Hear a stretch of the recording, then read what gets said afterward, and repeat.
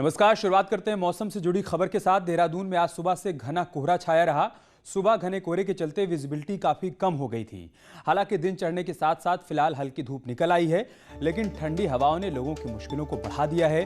राज्य में इस हफ्ते मौसम का मिजाज बदलने का मौसम विभाग ने पहले ही पूर्वानुमान जारी किया है, जिसमें ऊंचाई वाले इलाकों में बर्फबारी जबकि मैदानी इलाकों में सुबह शाम कोहरा छाए रहने का अनुमान जताया गया है। और हो भी वैसा ही रहा है। आज सुबह सुबह आप देखिए घना कोहरा देखने को मिला, जिसके चलते विजिबिलिटी बेहद कम थी। आने जाने में लोगों को परेशानियों का सामना करना पड़ा। हालांकि बाद में दिन चढ़ने के साथ ही कोहरा छटता चला गया। देहरादून से हमारे सहयोगी भारती सकलानी इस वक्त हमारे साथ जुड़ चुकी हैं। भारती, अब क्या कुछ सूरत हाल है मौसम का? देखिए, फिलहाल तो हल्की धूप खिलना शुरू हो गई है और अगर हम कुछ दिनों की बात करें, 2-3 दिनों की बात करें, तो हरिद्वार, उधम सिंह नगर, नैनीताल, देहरादून ये वो जिले हैं जहां पर खास तौर पर कहा गया है कि इसी तरह का मौसम सुबह शाम लगातार बना रहेगा। 23 तारीख के बाद मौसम एक बार फिर से बदलेगा मिजाज मौसम का। और ये कहा गया है कि जो पहाड़ी जिले 9 जिलों के लिए खास तौर पर मौसम विज्ञान केंद्र की तरफ से ये कहा गया है कि वहां पर बर्फबारी होने के आसार दिख रहे हैं। कहीं कहीं पर हल्की बारिश भी हो सकती है, लेकिन मैदानी जिलों में फिलहाल इसी तरह का मौसम अगले 2-3 दिन तक बना रहेगा। बहुत शुक्रिया भारती, आपका हमारे साथ जुड़ने के लिए और जानकारी हम तक पहुंचाने के लिए। प्रदेश का सबसे लंबा हरिपुर कला फ्लाईओवर आज से ट्रायल के लिए शुरू हो जाएगा। ऋषिकेश मोतीचूर हाईवे पर यह फ्लाईओवर बनकर तैयार हो गया है। उसे कुंभ से पहले यूपी सेतु निगम को राज्य सरकार की एक सौगात माना जा रहा है। यूपी सेतु निगम इस फ्लाईओवर को ट्रायल के लिए खोल चुका है, जिस पर वाहनों का आवागमन शुरू भी हो गया है। यूपी सेतु निगम के चीफ प्रोजेक्ट मैनेजर के मुताबिक 7 फरवरी को केंद्रीय मंत्री नितिन गडकरी इसका उद्घाटन करने वाले हैं। 28 में 4 मेजर ब्रिजेज हैं और उनकी अप्रोच लगाकर ये करीब 2.6 किलोमीटर का एक ही स्ट्रक्चर है पूरा का पूरा। 4 लेन हुआ है। आज इस पर ट्रैफिक खोला गया है और बड़ा स्मूथली, बहुत ढंग से और बड़ा अच्छा नजर आ रहा है। यहाँ की पब्लिक के लिए ये NHAI की और सेतु निगम की सौगात है। हाँ, उद्घाटन इसका अभी प्रपोज है 7 फरवरी को गडकरी जी द्वारा उद्घाटन होना है इस पूरे प्रोजेक्ट का, जब तक ये बाकी सब भी कंप्लीट हो जाएंगे वर्क्स। और ऋषिकेश से हमारे सहयोगी आशीष डोभाल इस वक्त हमारे साथ जुड़ चुके हैं। आशीष, कैसा रहा ट्रायल आज? अमित, आपको बताना चाहूंगा कि ये पुल बहुत दिनों से इसका इंतजार किया जा रहा था, लेकिन कुंभ से पहले यूपी सेतु निगम ने इसकी एक सौगात दी है। लगभग 2.5 किलोमीटर का ये लंबा पुल है और ये मोतीचूर फाटक से लेकर चोर पुलिया तक पहुंचेगा और शांति कुंज बैरियर से ये शुरू होगा। और वहां से जो ट्रैफिक जाम लगता था वो देखने लायक लगता था। पूरे जो हरिद्वार का ट्रैफिक जो देहरादून होकर जाता था, उन पर जो राहगीर जा रहे हैं उनको एक बड़ी राहत के रूप में इस पुल को देखा जा रहा है। और ये पूरा फ्लाईओवर जो बनकर तैयार हुआ है ये देहरादून तक जुड़ेगा और जिसका 7 फरवरी को नितिन गडकरी उद्घाटन करेंगे। जी अमित। ठीक है, बहुत शुक्रिया आपका हमारे साथ जुड़ने के लिए आशीष और जानकारी हम तक पहुंचाने के लिए।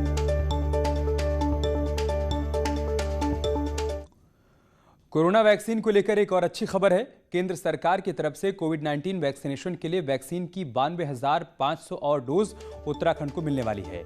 आज दोपहर वैक्सीन जौलीग्रांट एयरपोर्ट पहुंच जाएगी।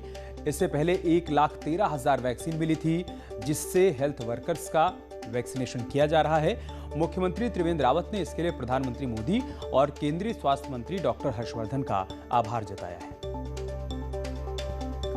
और देहरादून से हमारे सहयोगी सुनील नवप्रभात इस वक्त हमारे साथ जुड़ चुके हैं। सुनील, क्या अपडेट, क्या जानकारी इस खबर के बारे में?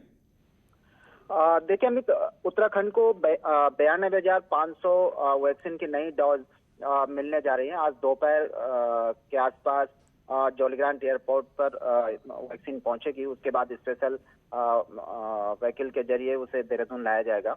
इससे पहले उत्तराखंड को 1,13,000 वैक्सीन की डोज मिल चुकी थी। इसके बाद 92,000 और डोज बड़ी मदद होगी कोरोना की रोकथाम में। और खासकर पिछले कुछ दिनों से उत्तराखंड में कोरोना संक्रमण की रफ्तार भी थमी है, लेकिन इस बीच ये भी हमें देखने को मिल रहा है कि वैक्सीन के आने के बाद कोरोना संक्रमण के कम होने के लोग लगातार कैजुअल भी कोरोना संक्रमण को लेकर हो रहे हैं। और आमतौर पर हम देखते हैं कि बाजारों में भी लोग सोशल डिस्टेंसिंग का उस तरह से पालन नहीं कर रहे हैं। खासकर मास्क को लेकर भी लोग बेहद कैजुअल हैं। और इसी का नतीजा है कि जहां भी थोड़ी सी लापरवाही होती है, लोग कोरोना संक्रमण की चपेट में आ रहे हैं। कल आपने देखा कि हल्द्वानी में जो एसपी ट्रैफिक थे वो इसकी चपेट में आ गए।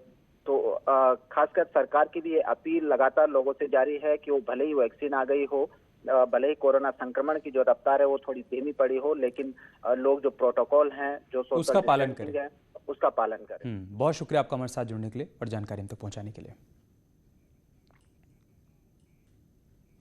नैनीताल के एसपी राजीव मोहन का कोरोना के चलते निधन हो गया। राजीव मोहन का दिल्ली में इलाज चल रहा था और दिल्ली में ही उनका निधन हो गया।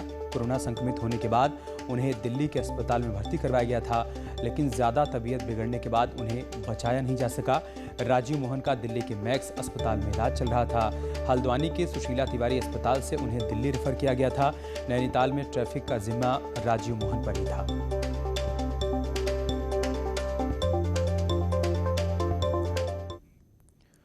त्रिवेंद्र सरकार के 5वें साल का बजट सत्र भी ग्रीष्मकालीन राजधानी यानी कि गैरसैंण में आयोजित किया जाएगा। मुख्यमंत्री का कहना है कि गैरसैंण से अगले 1 साल का प्लान जनता के सामने रखा जाएगा। ग्रीष्मकालीन राजधानी बनने के बाद गैरसैंण में इस बार पहला विधानसभा सत्र होगा। मुख्यमंत्री त्रिवेंद्र रावत का कहना है कि अगले 1 साल में सरकार क्या कुछ करेगी, बजट में उसका लेखा जोखा सरकार गैरसैंण से ही जनता के सामने रखेगी। इसलिए इस बार का जो बजट सत्र हमारा होगा वो गैरसैंण में होगा और वहीं पर हमारे जो विधानसभा है वो बजट सत्र के भी निर्णय लेगी और आने वाले वर्ष के लिए सरकार क्या सोचती है, सरकार के रोड मैप क्या है आने वाले वर्ष के लिए, वो सब वहां पर घोषित किया जाएगा। गैरसैंण को राजधानी बनाने की घोषणा 4 मार्च 2020 को हुई और फिर कोविड की वजह से कोई सत्र नहीं हो सका। हालांकि 15 अगस्त और 9 नवंबर राज्य स्थापना दिवस पर मुख्यमंत्री गैरसैंण गए। सीएम का कहना है कि गैरसैंण राजधानी क्षेत्र चमोली और अल्मोड़ा जिले में है, जिसका संदेश बहुत बड़ा है। गैरसैंण जो हमारा ग्रीष्मकालीन राजधानी क्षेत्र है, जिसमें कुछ हिस्सा अल्मोड़ा का होगा, कुछ हिस्सा चमोली जनपद का होगा, उसको आने वाली भविष्य की दृष्टि से उसको विकसित किया जाएगा। और इसलिए वहाँ के लिए अभी सचिवालय के लिए भी हमने कुछ पैसा दिया है। वहाँ पर हमने हेलीपैड के लिए वहाँ पर 3-4 करोड़ रुपए दिया है। गैरसैंण को ग्रीष्मकालीन राजधानी बनाने के कदम को बीजेपी बड़ी उपलब्धि मानती है और चुनावी साल में पहला सत्र आयोजित करके सरकार सियासत को साधने की तैयारी में है। देहरादून से न्यूज़ 18 के लिए दीपांकर भट्ट की रिपोर्ट। और गैरसैंण में बजट सत्र आयोजित करने पर कांग्रेस की प्रतिक्रिया भी सामने आई है। कांग्रेस के प्रदेश अध्यक्ष प्रीतम सिंह का कहना है कि गैरसैंण में असल काम कांग्रेस ने किया, वहां जाकर सिर्फ और सिर्फ इतिश्री की जा रही है। इतिश्री करनी है बजट सत्र को लेकर के, वो करें। क्या नाम, वहाँ गैरसैंण में हमने तो बिना भवन के 1 नहीं 2 बार वहाँ पर जो है सत्र आहूत किया था और अब तो पूरा इंफ्रास्ट्रक्चर बन करके तैयार हो गया है। अब उसमें 1 इंच भी का जो है आगे काम नहीं बढ़ा है। और परिवहन निगम के कर्मचारियों से जुड़ी एक बड़ी खबर है। सैलरी को लेकर कार्य बहिष्कार की राह पर चल रहे कर्मचारियों को जल्द ही सैलरी मिलने वाली है। इसके लिए अलग से बजट की व्यवस्था भी की जा रही है। परिवहन मंत्री यशपाल आर्य का कहना है कि त्रिवेंद्र सरकार से लगातार आश्वासन मिल रहा था और अब उस दिशा में आगे बढ़ा जा रहा है। सीएम त्रिवेंद्र से कर्मचारियों की समस्या को लेकर बातचीत हुई है और जल्द से जल्द कर्मचारियों को सैलरी दी जाएगी। लेकिन उन्होंने 2 टूक कर्मचारियों को यह भी कह दिया है कि बार बार आंदोलन करने के बजाय काम पर ध्यान दें, क्योंकि परिवहन निगम की स्थिति ठीक नहीं है। लेकिन जहाँ तक वेतन का प्रश्न है, माननीय मुख्यमंत्री जी ने भी उसमें परिवहन निगम के कर्मचारियों को वेतन देने में उनकी तरफ से पहल हुई है। उसमें कुछ 1 माह की तनख्वाह उनको मिली है और जो हमारा अनुपूरक बजट है उसमें भी ये व्यवस्था की गई है। परिवहन निगम के कर्मचारी अधिकारी भी जानते हैं कि जब बसों का संचालन होगा, जब आय होगी, तभी उनका वेतन मिल पाएगा। लेकिन सरकार प्रयत्नरत है, प्रयत्नशील है कि हम किस तरह से उनको जो वेतन है 5 माह का रुका हुआ है, अनुपूरक बजट में जो व्यवस्था की गई उसके अनुरूप हम उनको वेतन देंगे। उत्तराखंड ने केंद्रीय बजट में एक बार फिर से पुरजोर तरीके से ग्रीन बोनस की मांग रखी है। भारत सरकार की तरफ से आयोजित वर्चुअल मीटिंग में सरकार के प्रतिनिधि के तौर पर प्रवक्ता मदन कौशिक भी शामिल हुए। उन्होंने कहा कि राज्य में 71% जंगल हैं और सिर्फ 29% ही जमीन उपलब्ध है। उन्होंने कहा कि अन्य राज्यों ने जंगल काटकर उद्योग लगाए हैं, लेकिन उत्तराखंड इसकी भारी कीमत अदा कर रहा है और इसलिए राज्य को इसका मुआवजा मिलना चाहिए। उत्तराखंड को पर्यावरण राहत देता है, उसकी जगह हर साल 95,000 करोड़ रुपए उत्तराखंड को दिए जाने की मांग की गई। हमने आयुष जोन बनाने की बात कही है, हमने ग्रीन बोनस मिले इसकी बात कही है। टूरिज्म स्टेट हमारा राज्य है, पॉपुलेशन से कई गुना ज़्यादा यहाँ टूरिस्ट प्रत्येक वर्ष आते हैं, जिसके कारण प्रदूषण और अन्य प्रकार जो जाम इत्यादि की व्यवस्था रहती है। तो हमने कहा कि रोपवे की एक नीति बनाकर और भारत सरकार राज्यों को दे। बीजेपी के विधायक सुरेंद्र सिंह जीना के निधन से खाली हुई अल्मोड़ा की सल्ट विधानसभा सीट पर मई तक उपचुनाव हो सकते हैं। ये उपचुनाव विधानसभा चुनाव से ठीक पहले होंगे, इसलिए सत्तारूढ़ बीजेपी कोई भी कमी नहीं छोड़ना चाहती है। 95,000 मतदाताओं वाली सल्ट विधानसभा अगले 4 महीने सियासी गतिविधियों का केंद्र बनने वाली है। बीजेपी 27 जनवरी को सल्ट में श्रद्धांजलि सभा के बहाने इसका आगाज करेगी, तो 19 से 22 फरवरी तक सल्ट से लगे मरचुला में चिंतन शिविर में सल्ट पर भी मंथन होगा। सल्ट के बहाने पार्टी 2022 की चुनावी रणनीतिक तैयारियों को परखेगी, तो सल्ट से एक मजबूत संदेश देने की भी तैयारी है, जो 2022 के सियासी समर में सत्ता के शीर्ष तक ले जाने में मदद करेगा। 19, 20 और 21 फरवरी एक चिंतन बैठक हम लोग करने जा रहे हैं। ये भी मार्चुला में होगी जो सल्ट में है, और इसमें आगामी 1 वर्ष का पूरा रोड मैप कि भारतीय जनता पार्टी को 2000 जो हमारे 22 के चुनाव हैं, इनमें किन किन कार्यक्रमों को 1 वर्ष के अंदर करना है, योजनाबद्ध तरीके से उन कार्यक्रमों का एक रूपरेखा तैयार होगी। सल्ट की चुनावी रणनीति के लिए पार्टी ने 2 सदस्यीय कमेटी भी गठित कर काम शुरू कर दिया है। कैबिनेट मंत्री यशपाल आर्य और प्रदेश महामंत्री सुरेश भट्ट को सल्ट की कमान सौंपी गई है। श्रद्धांजलि सभा का आयोजन 27 तारीख को किया गया है। उसके पश्चात एक रूपरेखा बनेगी, रणनीति बनेगी, एक जिम्मेदारी तय की गई है। उस जिम्मेदारी का निर्वहन भी करेंगे और आगे की रणनीति रूपरेखा तय भी होगी, उसके बाद ही अगले कदम उठाए जाएंगे। बीजेपी की कोशिश होगी कि विधायक जीना के निधन से उपजी संवेदनाओं पर सवार होकर वो न सिर्फ उपचुनाव को बल्कि 2022 के सियासी समर को भी पार कर ले, और इसके लिए अब जोर आजमाइश भी शुरू हो गई है। देहरादून से न्यूज़ 18 के लिए सुनील नवप्रभात की रिपोर्ट। यहाँ रुकने एक छोटे से ब्रेक के लिए, जल्द लौटेंगे कुछ और खबरों के साथ।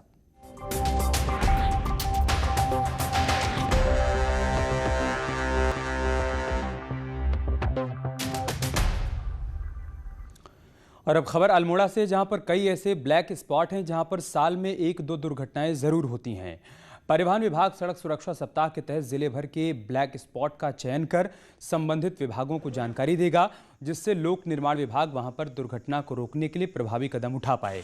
परिवहन विभाग 26 जनवरी से इस अभियान को शुरू करने जा रहा है।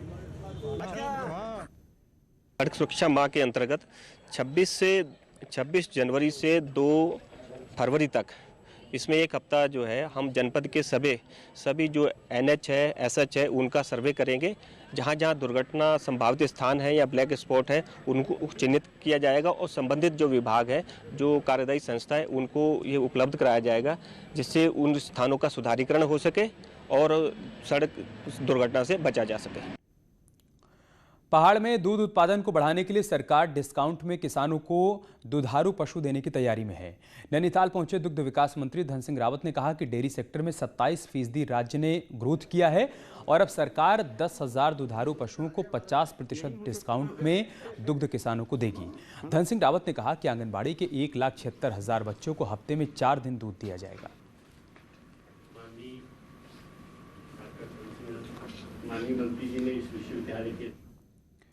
मार्च 2020 से बंद पड़ी पिथौरागढ़ की हवाई सेवा को जल्द ही शुरू करने की कवायद हो रही है।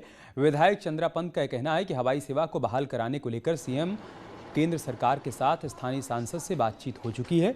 उन्होंने कहा कि जल्द ही हवाई सेवा बहाल कराने के लिए सभी स्तर पर प्रयास किए जाएंगे।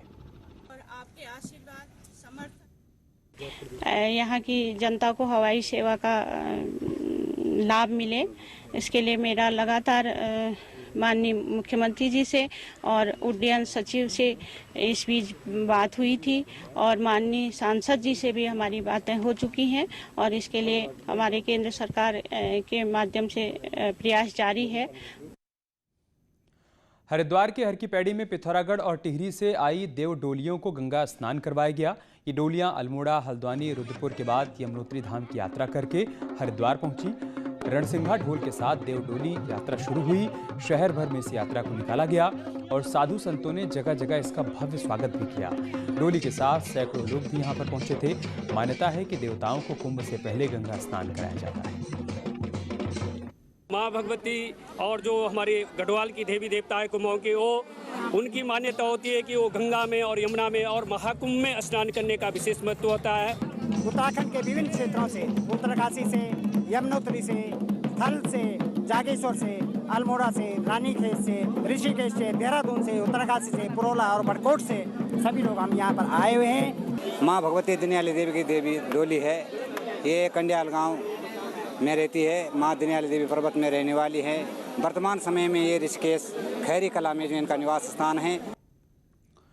कॉर्बेट के जंगल से भटककर एक चीतल भरतपुरी के आबादी वाले इलाके में घुस गया।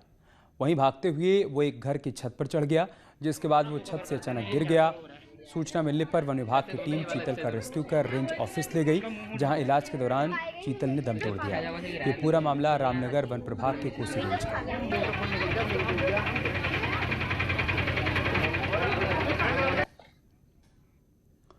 ऊधम सिंह नगर में तराई पश्चिमी वन प्रभाग के जसपुर रेंज में गुलदार का शव मिला। वन कर्मियों ने गुलदार के शव को कब्जे में लेकर पोस्टमार्टम के लिए भेज दिया है। आपको बता दें कि इस इलाके में कई दिनों से गुलदार का आतंक मचा हुआ था। ऐसे में गुलदार का शव मिलने के बाद कई सवाल उठने लगे हैं। हालांकि जांच के बाद ही पूरा मामला साफ हो पाएगा।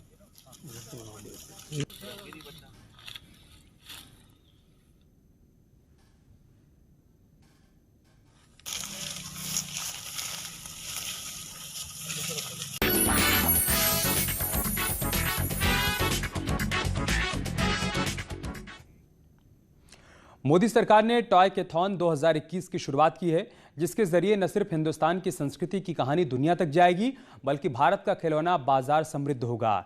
इस टॉयकेथॉन में आप भी शामिल हो सकते हैं।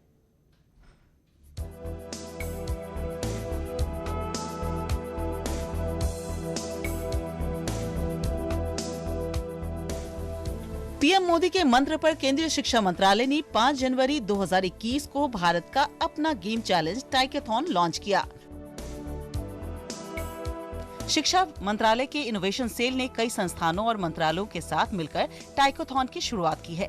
टॉयकेथॉन एक राष्ट्रीय स्तर की प्रतियोगिता है, जिसका उद्देश्य है ऐसे खिलौने और गेम्स बनाना जो भारतीय सभ्यता, संस्कृति, इतिहास, मूल्यों और पौराणिक कथाओं पर आधारित हों। मन की बात में भारत को टॉय इंडस्ट्री का हब बनाने के लिए पीएम मोदी ने टीम अप फॉर टॉयज का मंत्र दिया था। हम अपने युवाओं के लिए कुछ नए प्रकार के अच्छी क्वालिटी वाले खिलौने बनाते हैं। खिलौना वो हो जिसकी मौजूदगी में बचपन खिले भी, खिल खिलाए भी। हम ऐसे खिलौने बनाएं जो पर्यावरण के भी अनुकूल हो। साथियों, इसी तरह अब कंप्यूटर और स्मार्टफोन के इस जमाने में कंप्यूटर गेम्स का भी बहुत ट्रेंड है। ये गेम्स बच्चे भी खेलते हैं, बड़े भी खेलते हैं। आत्मनिर्भर भारत अभियान के तहत देश को टॉय और गेम इंडस्ट्री में भी आत्मनिर्भर बनाने के लिए इसकी शुरुआत की गई है। इस प्रतियोगिता में स्कूल स्टूडेंट्स से लेकर कॉलेज स्टूडेंट्स, टीचर्स और प्रोफेशनल्स तक हिस्सा ले सकते हैं। 3 कैटेगरीज में यह प्रतियोगिता आयोजित की जा रही है: junior students, higher education students और प्रोफेशनल्स। आप अपनी कैटेगरी के अनुसार इसके लिए अप्लाई कर सकते हैं। टॉयकेथॉन 2021 के लिए इसकी वेबसाइट toycathon.mic.gov.in के जरिए ऑनलाइन अप्लाई करना है। एप्लीकेशन प्रोसेस 5 जनवरी से ही चल रही है। अप्लाई करने की अंतिम तारीख 20 जनवरी 2021 है। अगर आप भी क्रिएटिव हैं, तो टॉयकेथॉन में हिस्सा लेकर 50 लाख रुपए तक का इनाम जीत सकते हैं। Bureau report, news 18। और चलिए इसके साथ इस बुलेटिन में इतना ही। खबरें जारी हैं, आप बने रहिए हमारे साथ। नमस्कार।